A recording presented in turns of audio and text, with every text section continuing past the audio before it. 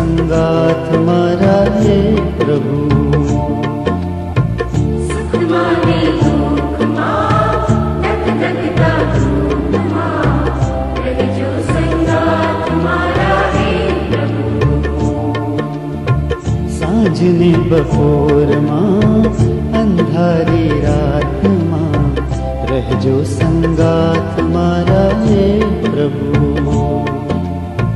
सांजने बपोर मां, अंधारी रात मां, रहजो संगात मारा हे प्रभु। रहजो संगात मारा हे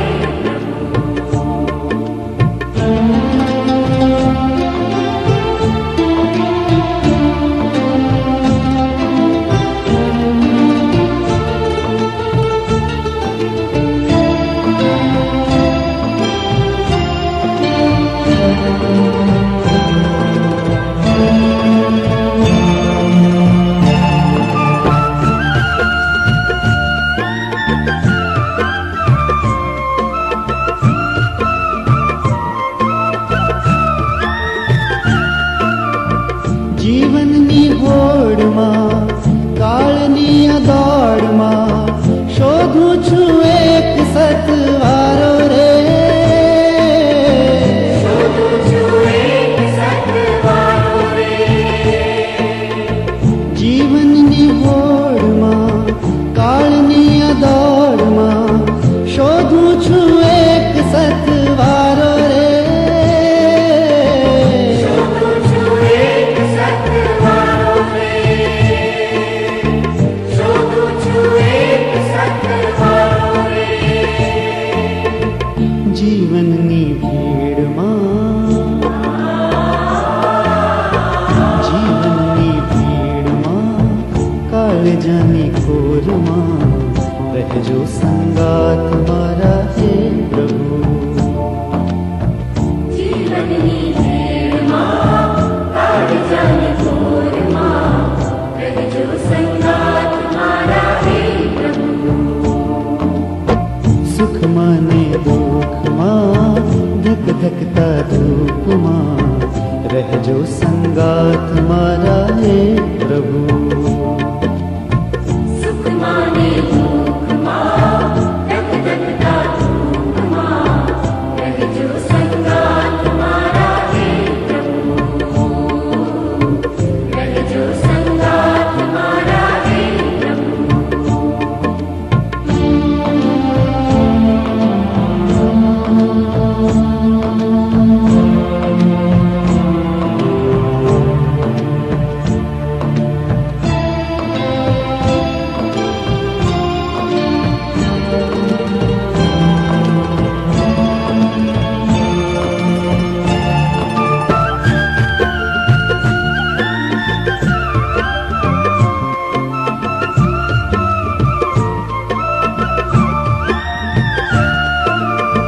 ક્યારેક ઉભો રહું તપ તપતી રેતમાં, ક્યારેક સાગરની ભરતી ઓટમાં। ક્યારેક સાગરની ભરતી ઓટમાં। ક્યારેક ઉભો રહું તપ તપતી રેતમાં, ક્યારેક સાગરની ભરતી ઓટમાં। ક્યારેક સાગરની ભરતી ઓટમાં। ક્યારેક સાગરની ભરતી ઓટમાં। ઊની ઊની રેતમાં, ઊની ઊની રેતમાં, જહતા નીરમાં, રહેજો સંગાત મારા હે પ્રભુ। ઊની ઊની રેતમાં, ઝળહળતા નીરમાં, રહેજો સંગાત મારા હે પ્રભુ। ઓ સુખમાં ને દુઃખમાં, ધક ધકતા ધૂપમાં, રહેજો સંગાત મારા હે પ્રભુ। સુખ માને દુઃખ માં, ધક ધકતા ધૂપ માં,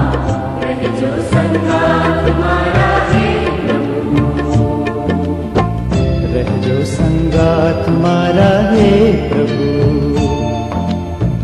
रह जो संगात तुम्हारा हे प्रभु, रह जो संगात तुम्हारा हे प्रभु, रह जो संगात तुम्हारा हे प्रभु, रह जो संगात तुम्हारा हे प्रभु, रह जो संगात तुम्हारा हे प्रभु।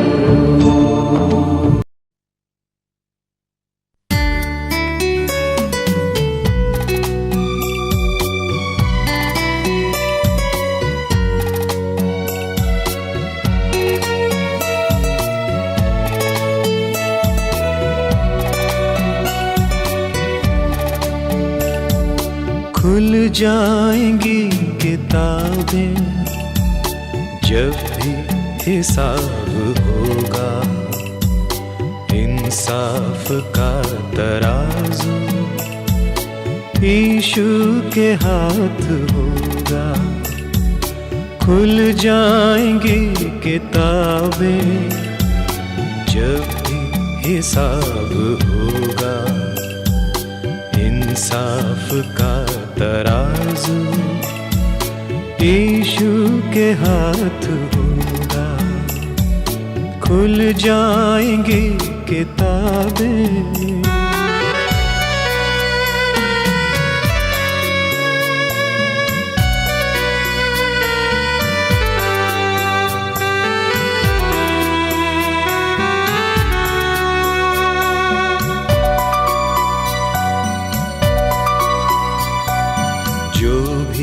तू कर रहा है यीशु वो देखता है, जो भी तू कर रहा है यीशु वो देखता है। हर पल का तुझको इंसान, हर पल का तुझको इंसान देना हिसाब होगा।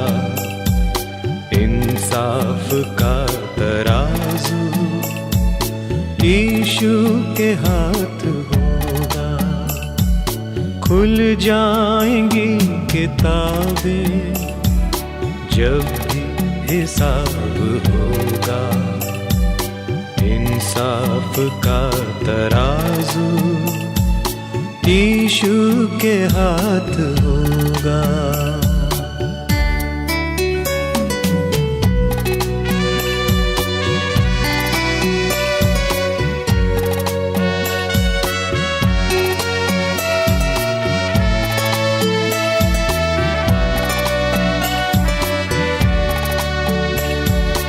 आजा अभी भी मुड़कर यीशु बुला रहा है। आजा अभी भी मुड़कर यीशु बुला रहा है।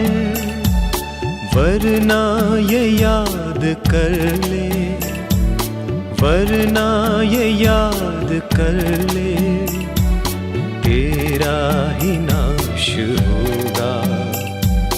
इंसाफ का तराजू यीशु के हाथ होगा।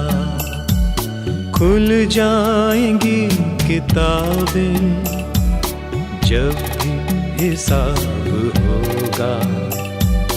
इंसाफ का तराजू यीशु के हाथ होगा। खुल जाएंगी किताबें जब भी हिसाब होगा।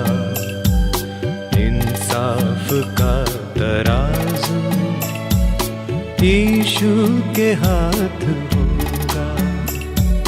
खुल जाएंगी किताबें।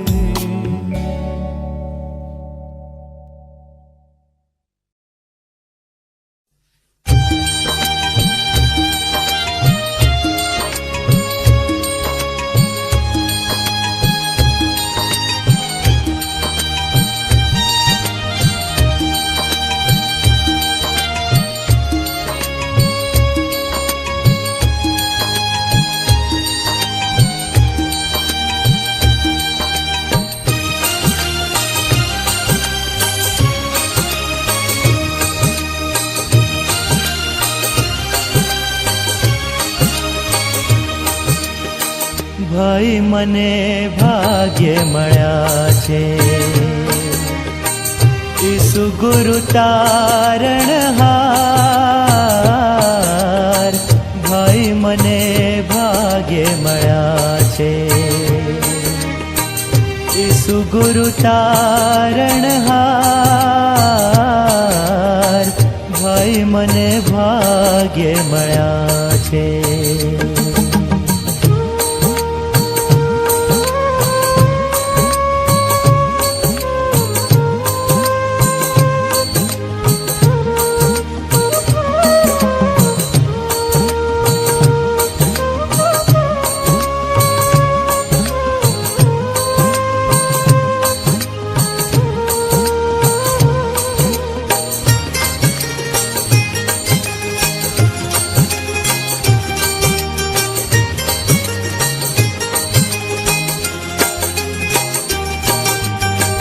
તન મન ધન મારા પ્રભુને અર્પું તેની જાઉં બલિહાર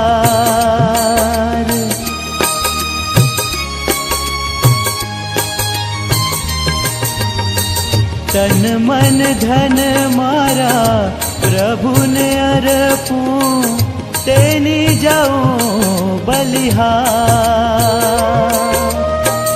મુજ પાપીનું તારણ કરવા મુજ પાપીનું તારણ કરવા આવ્યા જગ મોજાર ભાઈ મને ભાગ્ય મળ્યા છે ઈસુ ગુરુ તારણહાર ભાઈ મને ભાગ્ય મળ્યા છે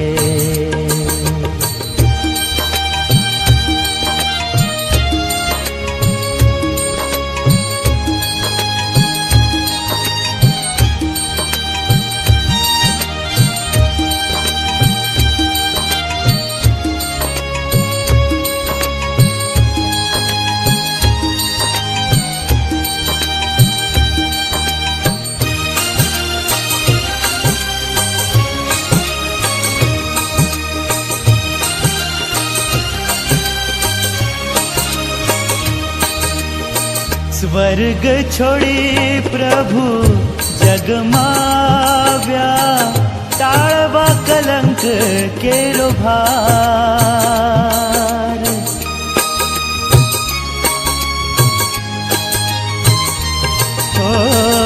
સ્વર્ગ છોડી પ્રભુ જગમાવ્યા ટાળવા કલંક કેરો ભાર પાપી જગને દેખી દયાળે પાપી જગને દેખી દયાળે અનેક કીધા ઉપકાર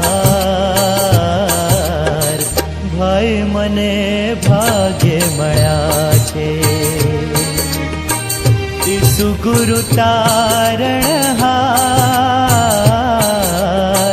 ભાઈ મને ભાગ્ય મળ્યા છે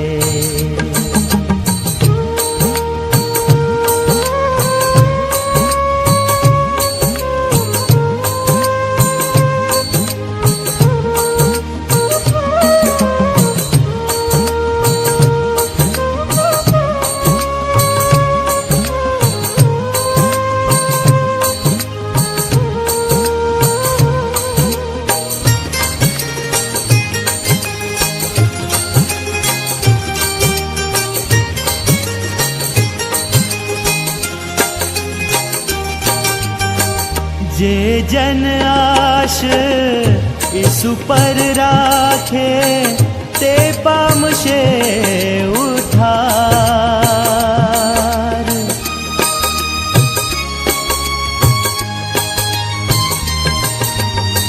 જે જન આશ ઈસુ પર રાખે તે પામશે ઉદ્ધાર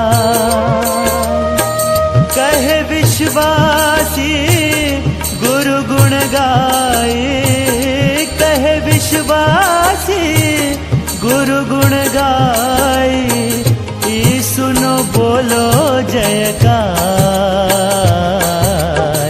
ભાઈ મને ભાગ્ય મળ્યા છે,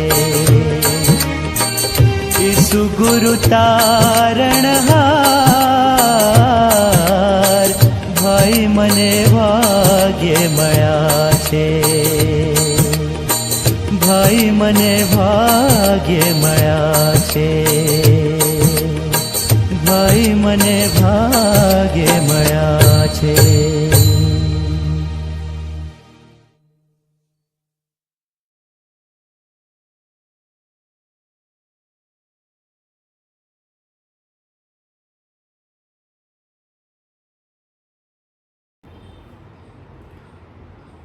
પ્રેઝ ધ લોર્ડ. આ સમય પ્રભુનો આભાર માનું છું, આ તકને માટે, આ સમયને માટે, ખાસ બિશપ સાહેબને માટે, રાઈટ રેવ સિલ્વાન્સ ક્રિશ્ચન સાહેબને માટે પુષ્કળ આભાર માનું છું. આ તક પ્રભુ દ્વારા મને મળી છે. આ બાઇબલ અભ્યાસને માટે ખાસ અમારા સ્થાનિક પાળક સાહેબ રેવ ગોકુલ પરમાર સાહેબ માટે એમનો આભાર માનું છું, અને આખી પાસ્ટોરેટ કમિટી, અમારા આઈસી મેમ્બર મહેશ અંકલ, એમના માટે પણ પુષ્કળ આભાર માનું છું. આ તક પ્રભુમાં મળી છે ને માટે પ્રભુનો પુષ્કળ આભાર માનું છું. આવો આપણે બાઇબલ અભ્યાસમાં જઈએ, પ્રાર્થના કરીએ. પ્રભુ તમે સારા છો, ભલા છો, અને અમારી સાથે પ્રભુ તમે અમારા કાર્યો પ્રમાણે વર્તતા નથી. પ્રભુ એના માટે પુષ્કળ આભાર માનીએ છીએ, તમારા નામની સ્તુતિ કરીએ છીએ. આ સમયે પ્રભુ અમે બાઇબલ અભ્યાસમાં જ્યારે પ્રાર્થનામાં છીએ પ્રભુ, ખાસ માંગીએ છીએ પ્રભુ આજના સમયને પ્રભુ તમારા હાથમાં સોંપીએ છીએ. પ્રભુ આ વચનો એ તમારા છે, જીવંત વચનો છે પ્રભુ. એ વચન દ્વારા પ્રભુ અમે જે શીખીએ એ સમજીએ અને પ્રભુ એ પ્રમાણે ચાલવાને માટે પ્રભુ તમારી કૃપા થવા દેજો. અને પ્રભુ અમે ઘટીએ અને તમે અમારામાં વધો એ અવશ્યનું છે, પ્રભુ ઈસુના નામમાં, આમેન. આવો આજે આપણે જે અભ્યાસ કરવા માંગીએ છીએ, જે બાબત જોવા માંગીએ છીએ, તો બીજો સમૂએલ તેનો 18મો અધ્યાય અને તેની પહેલી કલમથી આપણે થોડી બાબતો જોવા માંગીએ છીએ. અને આ અધ્યાયમાં આપણે દાઉદ અને આબશાલોમ વચ્ચેની વાત લખવામાં આવી છે, અને આ અધ્યાયમાં આપણે એ જોઈએ છીએ દાઉદ રાજા, જે યહોવા દ્વારા અભિષિક્ત રાજા ઇઝરાયલ અને યહૂદીના લોકો માટે પ્રભુએ જે નિમ્યા હતા, અને એનો દીકરો આબશાલોમ હવે એ રાજા બનવા માંગે છે. અને 18મા અધ્યાયમાં ખાસ એ બાબત લખવામાં આવી છે કે દાઉદ રાજા અને આબશાલોમ જે રાજા બનવા માંગે છે, અને કેટલાક લોકો, ઇઝરાયેલી લોકો હવે આબશાલોમની સાથે જોડાણા હોય છે, અને આ બંને વચ્ચે એ યુદ્ધ થવાનું હોય છે. અને આવો આપણે પ્રભુના વચનોમાંથી કેટલીક બાબતો જોઈએ. આપણું શાસ્ત્ર ઉઘાડી અને ત્યાં જે વચન લખવામાં આવ્યું છે, બીજો સમૂએલ તેનો 18મો અધ્યાય અને તેની પહેલી કલમ, ત્યાં એવું લખેલું છે કે દાઉદે પોતાની સાથેના લોકની ગણતરી કરી ને તેમના પર સહસ્ત્રીપતિઓ તથા શતાધિપતિઓ નિમ્યા.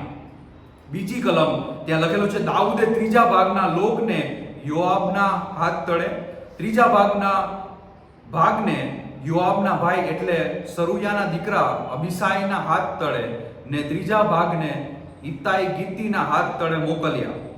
અને રાજાએ લોકોને કહ્યું કે હું પણ નક્કી તમારી સાથે ચાલી નીકળીશ.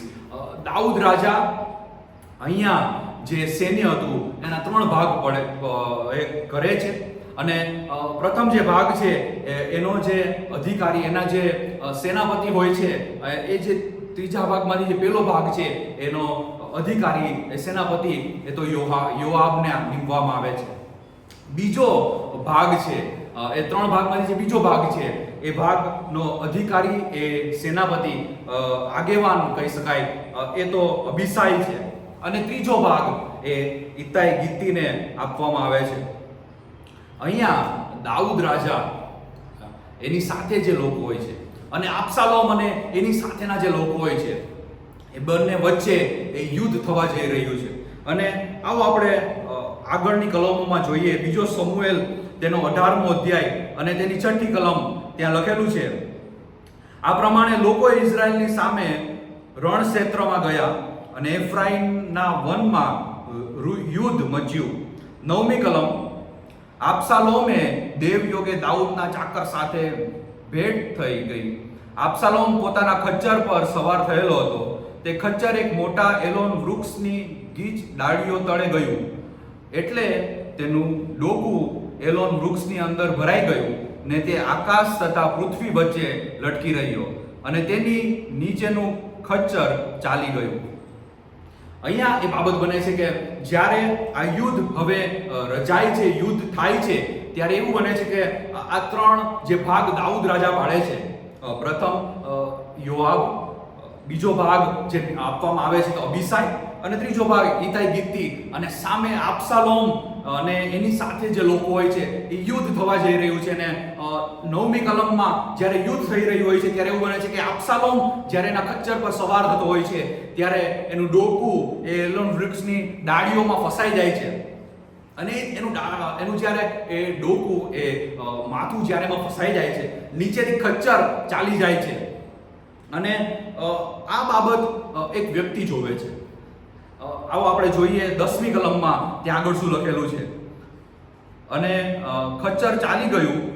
10મી કલમમાં ત્યાં લખેલું છે, બીજો સમુએલ તેનો 18મો અધ્યાય અને તેની 10મી કલમ ત્યાં લખેલું છે કે કોઈ માણસે જોઈને યોઆબને ખબર આપી. એટલે કોઈ વ્યક્તિએ આ બાબત જોઈ અને એણે યોઆબ, જે દાઉદ રાજાએ 3 ભાગ જે એના સૈન્યના પાડ્યા હોય છે એમાંથી એક જે યોઆબ જે અધિકારી હોય છે, જે સેનાપતિ હોય છે, એને આ માણસ જે ઘટના બની, આબશાલોમ જે હવે એ એલોન વૃક્ષમાં ટીંગાઈ રહ્યો છે, એ બાબત, એ ઘટનાને એ જોવે છે.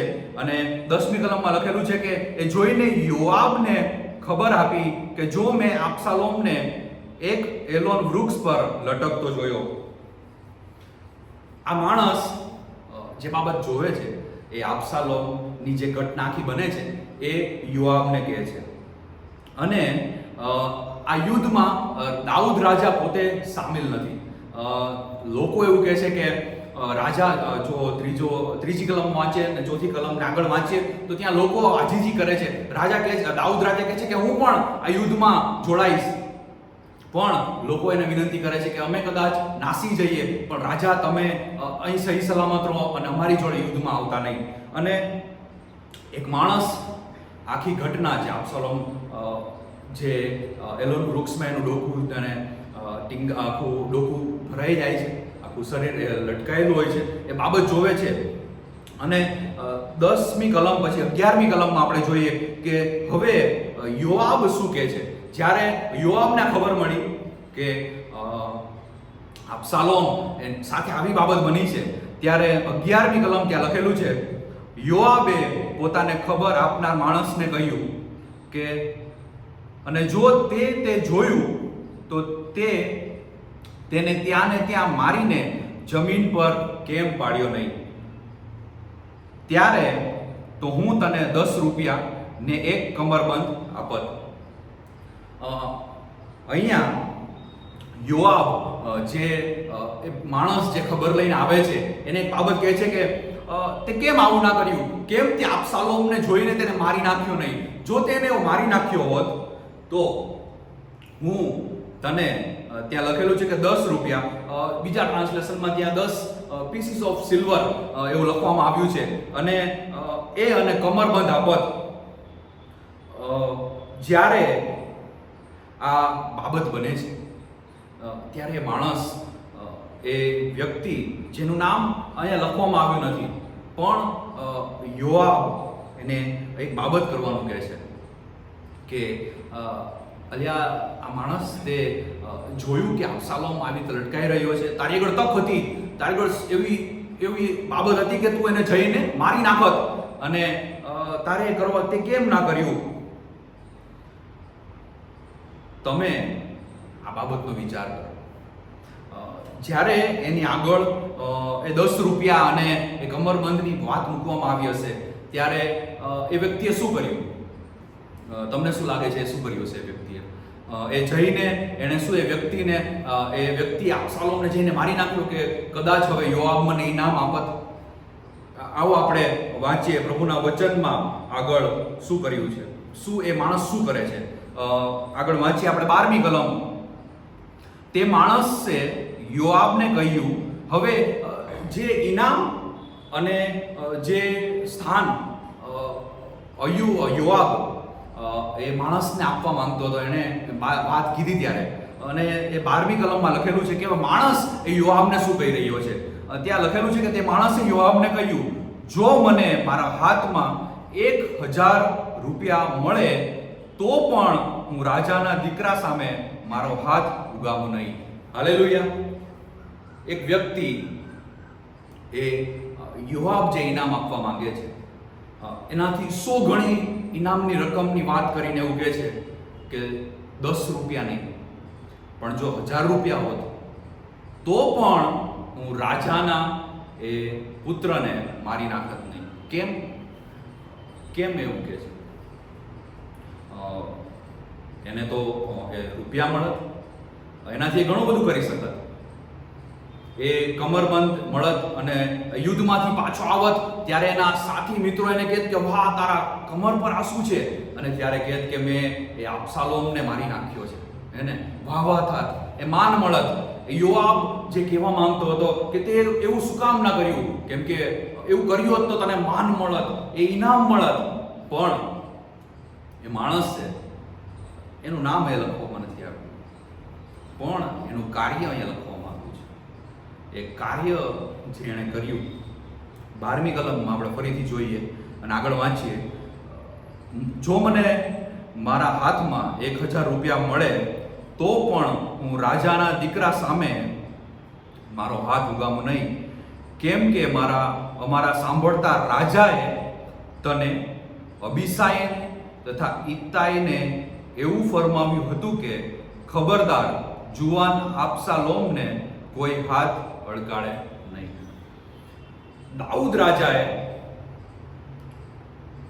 જે 3 સેનાપતિ હોય છે એને એક બાબત કીધી હતી, અને યોઆબ, અબીસાય અને ઇત્તાઈ ગીતીને એ બાબત કીધી હતી કે તમે યુદ્ધમાં જાઓ છો પણ તમારે અબશાલોમને હાથ અડકાડવો નહીં. અને જો જોઈએ કે દાઉદ રાજાએ એ લોકોને શું કહ્યું હતું, આવો આપણે જોઈએ 2 સમુએલ 18મો અધ્યાય અને એની 5મી કલમ. ત્યાં દાઉદ રાજા એ આ અબીસાય, યોઆબ અને ઇત્તાઈને શું કહ્યું હતું. 5મી કલમ.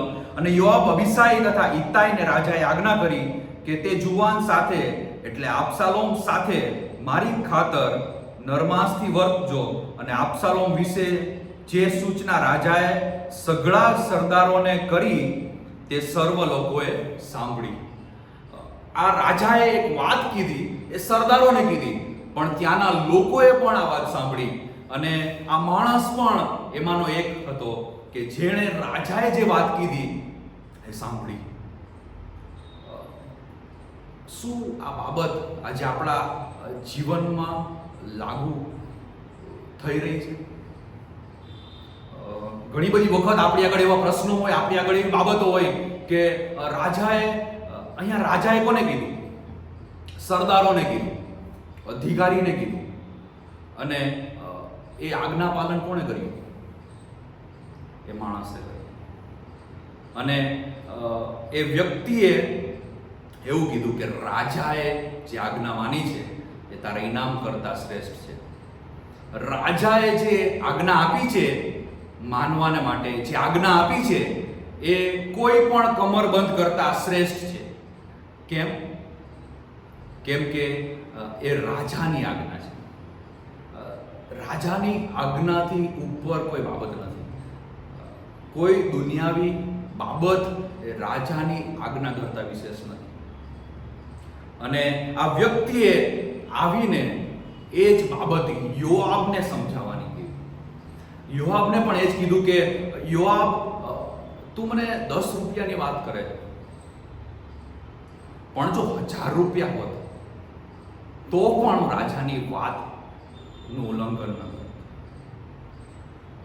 વાલો, આજે આપણે પણ આ બાબત વિચાર કરવાની જરૂર છે કે શું આપણે 10 રૂપિયા માટે એ 10 પીસીસ ઓફ સિલ્વર એવું બીજા ટ્રાન્સલેશનમાં લખ્યું છે, એ કમરબંધને માટે શું આપણે એ રાજાઓનો રાજા અને પ્રભુઓના પ્રભુની આજ્ઞાનું ઉલ્લંઘન કરીએ?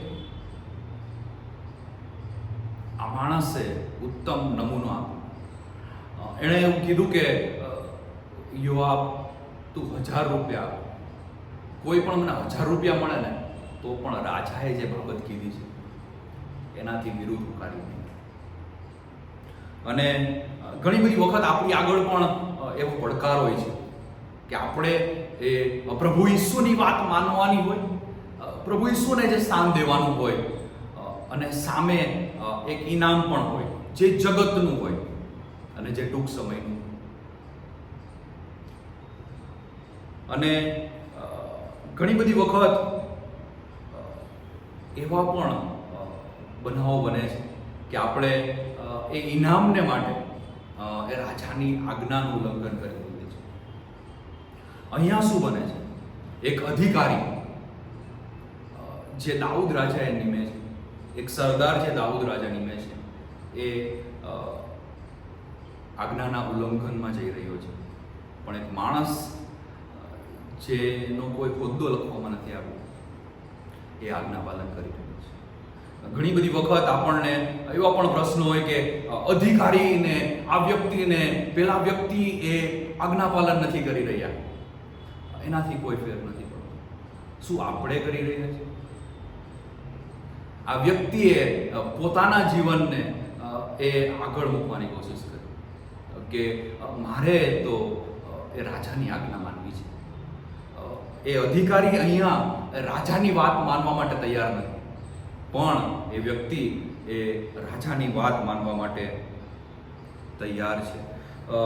આ માણસ આગળ બે બાબત મૂકવામાં આવે છે, એક તો ઇનામ અને બીજું માન, એ પ્રશંસા.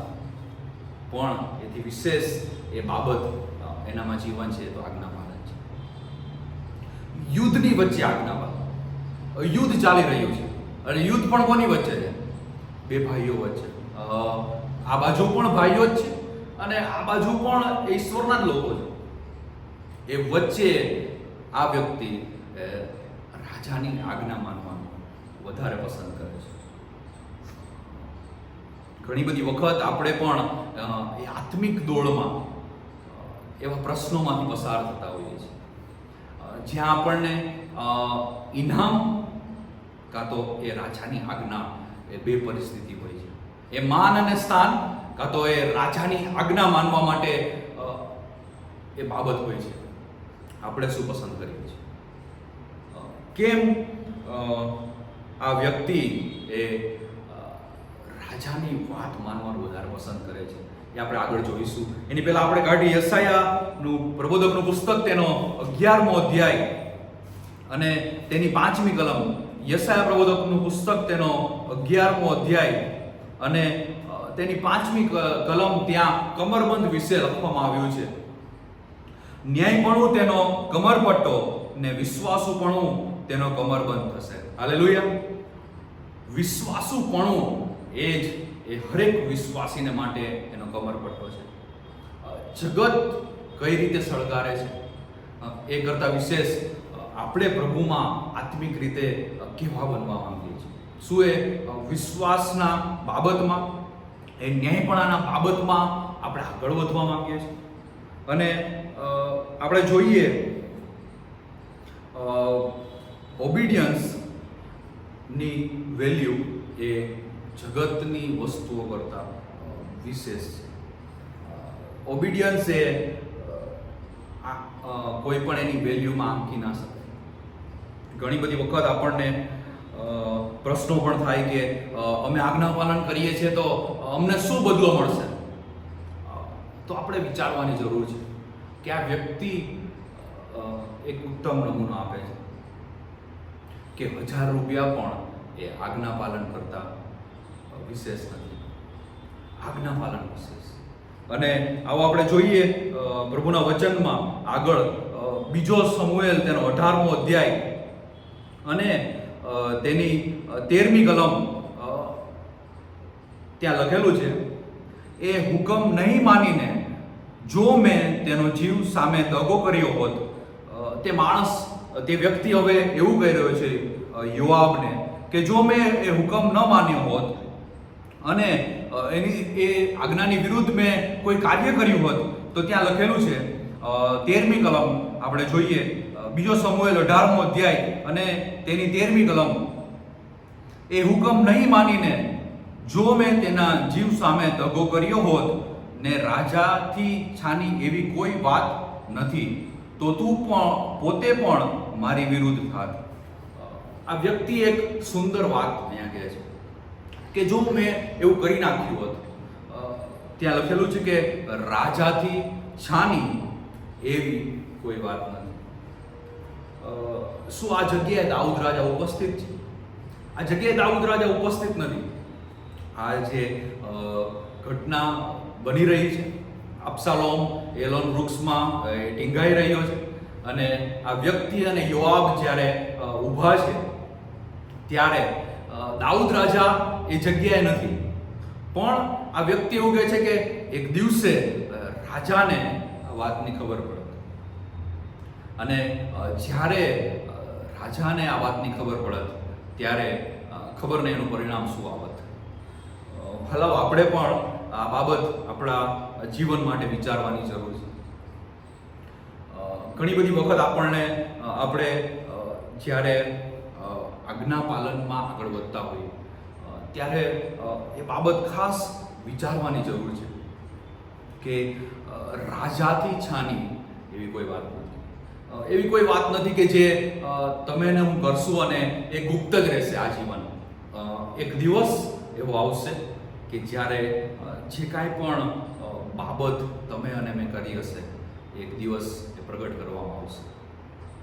અને આ વ્યક્તિએ પણ એ બાબત જાણી કે જો હું અબ્સાલોમની સાથે જેમ વર્તત એક દિવસ રાજાને ખબર પડત. અને આપણે પણ આ બાબત વિચારવાની જરૂર છે. આપણે પ્રભુના વચનોમાં આગળ વધવાની જરૂર છે. એ આજ્ઞા પાલનમાં આગળ વધવાની જરૂર છે. જેમ એ વ્યક્તિ જે અહીંયા લખવામાં આવ્યું છે કે એણે એ રાજાની આજ્ઞા માનવાનું વધારે પસંદ કર્યું. શું આપણે પણ આપણા જીવનમાં ઈશ્વરની વાતોને એ પ્રથમ સ્થાન આપીએ છીએ? એ આજ્ઞા પાલનને પ્રથમ સ્થાન આપીએ છીએ? ઘણી બધી વખત આપણે પણ પ્રભુની આગળ બાબતો મૂકતા હોય છે કે પ્રભુ મેં તારા માટે આ કર્યું, હવે તું મારા માટે આ કર. પ્રભુએ એનો પ્રેમ આપણા માટે દર્શાવી દીધો છે. યોહાન 3:16 એવું કહે છે કે તેણે પોતાનો એકનો એક પુત્ર આપ્યો. એ સારું કે જે કોઈ તેના પર વિશ્વાસ કરે છે તેનો નાશ નથી થતો પણ તેને અનંત જીવન મળે છે. આજ્ઞા પાલનનો આનંદ અને આશીર્વાદ એ પ્રભુમાં જો આપણે આ જગતમાં ગોતી રહ્યા છીએ તો વિચાર કરવાની જરૂર છે કે જો પ્રભુ મેં તારા માટે હું તારી ઓબિડિયન્સમાં ચાલું છું, પ્રભુ હા પ્રભુ આપશે, શું કામ નહીં આપે? સારા પાનાની ખોટ પ્રભુ નહીં પડવા દે.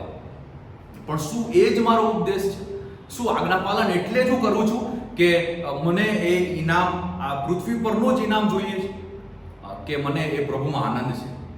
પ્રભુ છે મારા માટે કાર્ય કર્યું છે એના લીધે હું ઈશ્વરની પાછળ ચાલવાનું વધારે પસંદ કરું છું. આવા સમય આપણે પ્રભુને માટે વિચાર કરીએ અને ખાસ આપણે એક વચન તરફ જોઈએ અને એ કલમ છે 1 સમુએલ તેનો 15મો અધ્યાય અને તેની 22મી કલમ. 1 સમુએલ તેનો 15મો અધ્યાય અને તેની 22મી કલમ. ત્યાં સાઉલ રાજા અને સમુએલની વાત લખવામાં આવી છે. અને આવો આપણે પ્રભુના વચનમાં જોઈએ કે ત્યાં શું બાબત લખવામાં આવી છે. 1 સમુએલ તેનો 15મો અધ્યાય અને તેની 22મી કલમ. ત્યારે સમુએલે કહ્યું કે પોતાની વાણી પળાયાથી યહોવા જેટલો રાજી થાય છે તેટલો દહન્યાર્પણો તથા યજ્ઞોથી તે થાય છે શું? જો યજ્ઞ કરતા આજ્ઞા પાલન સારું છે અને ઘેટાની ચરબી કરતા વચન માનવું સારું છે. હાલેલુયા. આજ્ઞા પાલન સમુએલ જે પ્રભુનો સેવક છે, પ્રભુનો દાસ છે, એ સાઉલને આ બાબત કહી રહ્યો છે કે આજ્ઞા પાલન એ લખેલું છે કે યજ્ઞ કરતા પણ સારું છે. અને ઘેંડાની ચરબી કરતાં વચન માનવું એ સારું છે. હલો, એક દિવસ આપણે પણ પ્રભુની આગળ ઊભું રહેવાનું છે. આ વ્યક્તિ જેમ એને એક બાબતની સભાનતા હતી કે એક દિવસ રાજાને ખબર પડશે કે મેં અબશાલોમ સાથે શું કર્યું છે. જો હું એને જેવી રીતે હું એની સાથે વર્તીશ એ દિવસે એ વાત દાઉદ રાજાને ખબર પડશે અને પરિણામ મને નથી ખબર કે એનું શું થશે.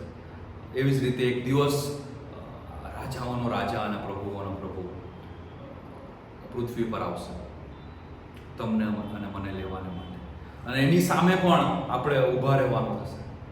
અને એનાથી પણ એક પણ વાત છાની રહેવાની નથી. આ ઘટના બને છે ત્યારે દાઉદ રાજા નથી, પણ આ વ્યક્તિને ભય છે કે દાઉદ રાજાને વાતની ખબર પડશે. આપણે જે જગ્યાએ પણ કોઈ પણ એવી પરિસ્થિતિ હોય કે કોઈ પણ એ બાબત છે, નિંદા હોય કે અદેખાઈ હોય કે આપણને એમ લાગે કે કોઈ જોતું નથી, પણ એક રાજા છે કે જેનાથી કોઈ વાત છૂટી નથી, એ જાણવાની જરૂર છે. અને આજ્ઞા પાલનની કોઈ આપણે કહીએ કે એની વેલ્યુ એ આ જગતની બાબત આંકી શકે નહીં.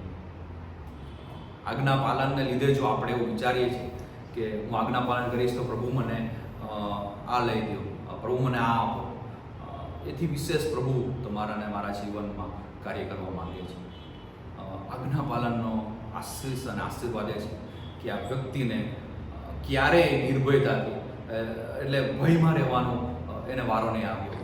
આ બાબતને લઈને ક્યારેય આ વ્યક્તિ ભયમાં નહીં હોય કે મેં રાજાની વાત માની લીધી હતી માટે એ નિર્ભય રહેતો હશે. કોઈ પણ જાતનો ભય નહીં હોય. શું તમે ને હું ભયમુક્ત થવા માંગીએ છીએ? તો આજ્ઞા પાલન જરૂરી છે. અહીંયા બે જે પક્ષ છે એ બંને, એક પિતા છે ને એક પુત્ર છે, બંને ભાઈઓ છે, પણ એની વચ્ચે આ વ્યક્તિ એ આજ્ઞા પાલન વધારે પસંદ કરે છે. વાલાઓ, ઘણી બધી વખત ઘણી બધા જાતના મતભેદ હોય, મનભેદ હોય, જે બાબતો, પણ પ્રભુનું વચન શું કહી રહ્યું છે, પ્રભુ શું કહી રહ્યા છે એ વધારે જરૂરી છે. હું અને તમે શું કહી રહ્યા છીએ એથી વિશેષ રાજા શું કહી રહ્યા છે એ વધારે જરૂરી છે. યોઆબ શું કહી રહ્યો છે એ જરૂરી નથી, એ શું આપી શકે એ પણ જરૂરી નથી. જે જરૂરી છે એ તો એ છે કે રાજાની આજ્ઞા માનવી. અને આપણે પણ આ બાબતથી એ મોટો પડકાર પ્રભુ આપણને આજે તમને અને મને આપી રહ્યા છે કે ગમે એ બાબત હોય, આત્મિક જીવનની હોય બાબત, કે આપણે જ્યાં કંઈ હોઈએ ત્યાં આજ્ઞા પાલન ને આપણે પ્રથમ સ્થાન આપવાની જરૂર છે. જેથી આપણે જ્યારે એ પ્રભુની આગળ ઊભા રહેશું ત્યારે આપણે કોઈ પણ જાતનો એ ભય નહીં હોય, એ આનંદમાં ઊભા રહેશું, એ શાંતિમાં ઊભા રહેશું. અને એ મહાન રાજા જેના આપણે બાળકો છીએ તે આપણને કહેશે કે વાહ, એને વાહવા થવી. અને એ કોને નથી ગમતું? હું કોઈ મારી વાહવા કરે તો મને પસંદ પડે, કોઈ તમારી વાહવા કરે તો એ તમને આનંદ આવે કે ના, આ વ્યક્તિએ મારી એ બાબતની નોટિસ કરી, કદર કરી જે મેં કાર્ય કર્યું. એક દિવસ રાજા આપણા કાર્યોને માટે આપણી આગળ એ બાબત મૂકશે. અને જો આપણે પ્રભુની આજ્ઞામાં ચાલી આવશું તો એ બાબત જે રીતે ચાલી આવશું એ બાબત ખુલ્લી થશે. અને આ વ્યક્તિનું નામ ક્યાંય લખવામાં નથી આવ્યું, પણ આનું કાર્ય લખવામાં આવ્યું છે કે એણે રાજાની વાત માની. એ 10 રૂપિયા હોય કે 10,000 રૂપિયા હોય, એણે કીધું કે હું રાજાની વાત માનીશ.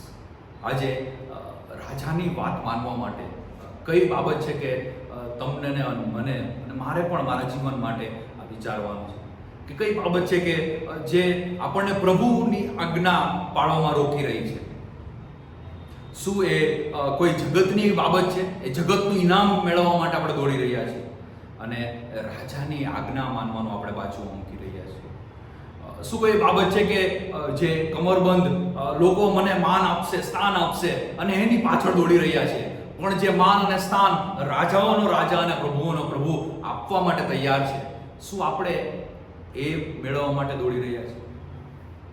અને છેલ્લી બાબત એ તો એ છે કે આપણે ઓબિડિયન્સમાં ચાલવાની જરૂર છે. જેમ આગળ કીધું એમ કે દુનિયાની કોઈ બાબત નથી કે જે ઓબિડિયન્સની વેલ્યુ આંકી શકે. રાજાઓનો રાજા અને પ્રભુઓનો પ્રભુ એ જ છે. અને આ બાબત સમજવાને માટે, આ બાબત પાળવાને માટે પ્રભુ તમારી અને મારી સાથે વાત અને વ્યવહાર કરી રહ્યા છે. ત્યારે આવો આ સમય પ્રભુની આગળ નિર્ણય લઈએ કે એ 10 રૂપિયા હોય કે 1000 રૂપિયા, એ કમરબંધ કેમ ના હોય, પણ રાજાની આજ્ઞા માનવાનું આપણે વધારે પસંદ કરીએ. આવો આપણી આંખોને બંધ કરીએ અને પ્રભુની આગળ ચોક્કસ આપણે નમીએ છીએ ત્યારે પ્રાર્થના કરીએ. પ્રભુની આગળ ફરીથી આપીએ કે શું આપણે આ કોઈ ઇનામ માટે જ દોડી રહ્યા છીએ કે રાજાની આજ્ઞા માનવાનું એ વધારે જરૂરી છે? આવો આપણે આંખોને બંધ કરીએ, પ્રાર્થનામાં જઈએ. પ્રભુ, આ સમય અમે તમારો આભાર માનીએ છીએ, તમારા નામની સ્તુતિ કરીએ છીએ. પ્રભુ, તમે સારા છો, ભલા છો અને ભલાઈના પરમેશ્વર છો. પ્રભુ, તમારો પુષ્કળ આભાર માનીએ છીએ કે પ્રભુ તમે અમને સહાય કરો છો, મદદ કરો છો અને પ્રભુ વચન દ્વારા તમે અમારી સાથે વાત અને વ્યવહાર કરો છો.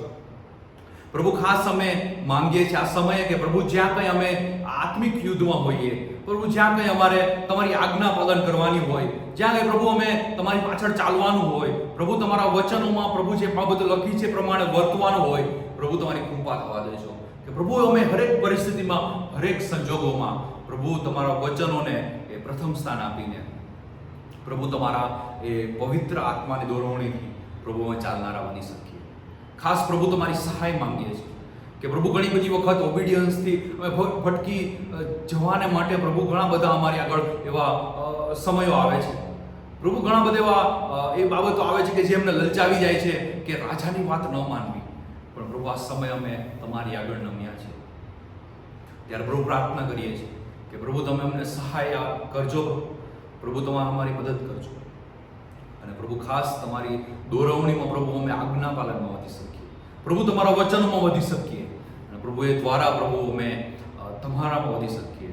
અને પ્રભુ આ જ્યારે પ્રભુ અમે તમારી આગળ ઊભું રહેવાનું થાય ત્યારે પ્રભુ અમે આનંદ સાથે અને ભય વગર પ્રભુ ઊભા રહી શકીએ. પ્રભુ એ જ કૃપા તમે અમારા પર થવા દેજો અને પ્રભુ એ આજ્ઞા પાલનનો આશીર્વાદ અને આનંદ પ્રભુ આ પ્રભુ તમારે આમ સાર્વત્રિક મંડળીના હરેક લોકો એ પામી શકે તેવું થવા દેજો.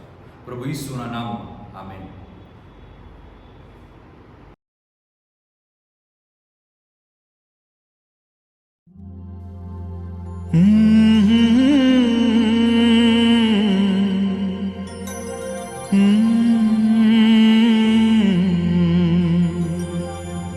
देखेगा सारा जहां,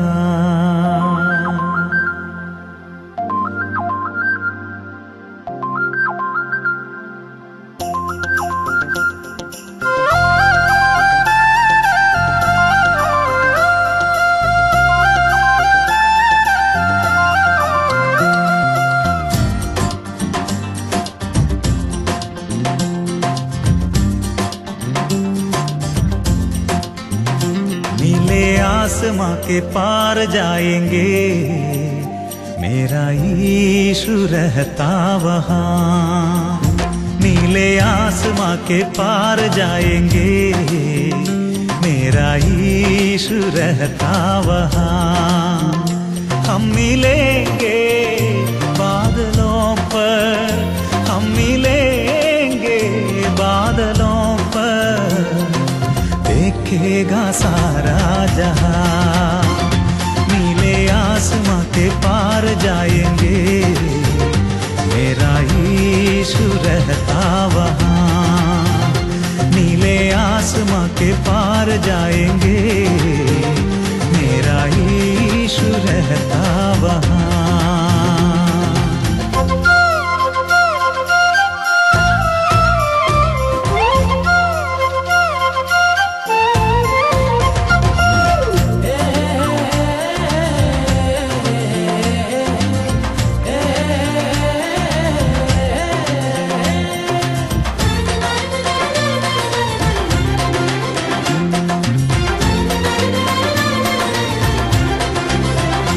उसका कोई भी वादा न होता अधूरा, हर एक वादा उसका होता है पूरा। उसका कोई भी वादा न होता अधूरा, हर एक वादा उसका होता है पूरा। उसका कोई भी वादा, उसके आने का वादा भी पूरा होगा, देखेगा सारा जहां। उसके आने का वादा भी पूरा होगा, देखेगा सारा जहां। हम मिलेंगे बादलों पर, हम मिलेंगे बादलों पर, देखेगा सारा जहां। नीले आसमां के पार जाएंगे, मेरा यीशु रहता वहाँ। नीले आसमां के पार जाएंगे, मेरा यीशु रहता वहाँ।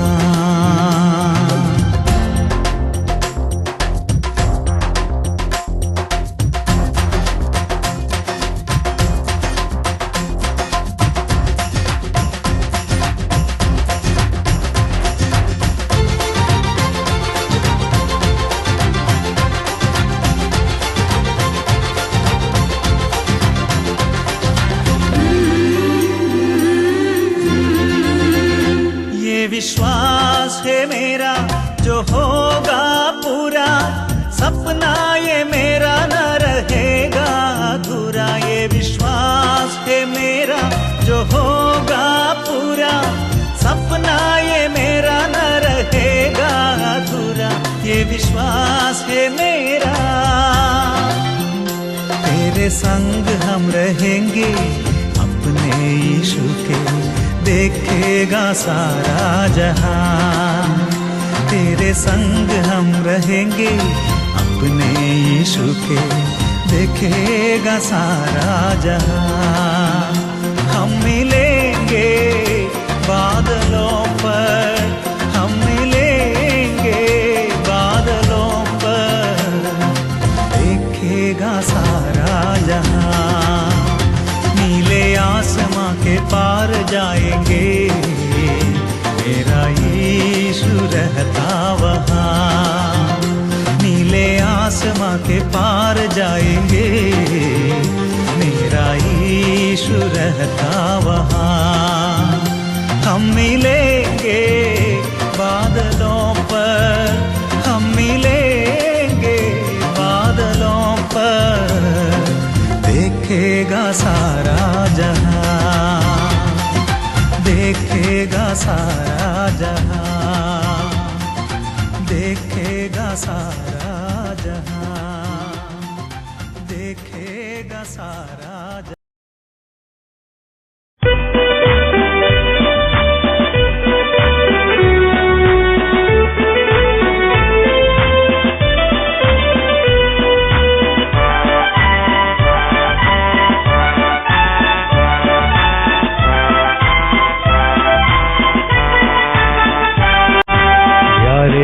कठण लागे ने वेरी करे ढोर, ईसु थजे आगे वाने अमने आगर दौर। जोखम वाली जगहों में तने ढालीशुं, चिंता तजी तारी पाछळ चालीशुं।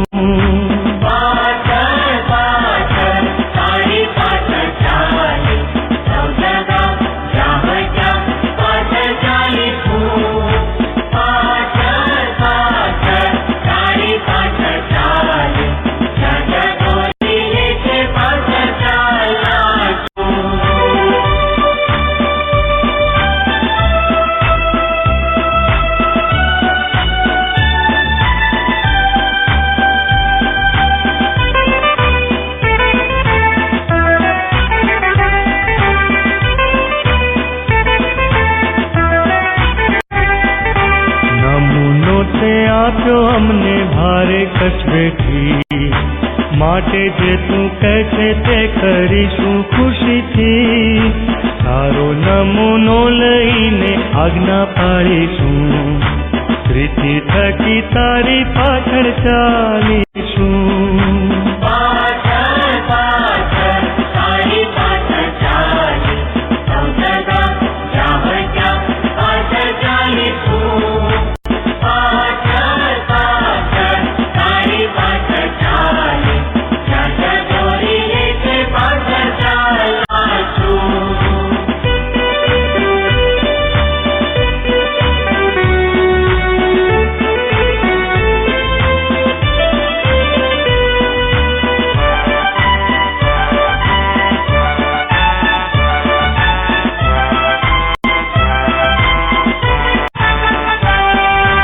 કેવળ મોની પ્રીતિ અમે કરવાના નથી, કામ મારું જોઈ બીજા પુરુષે શાહેદી. દેવનું કામ કરવામાં પૂરું મન પણ રાખીશું, દુઃખ વેઠીને તારી પાછળ ચાલીશું.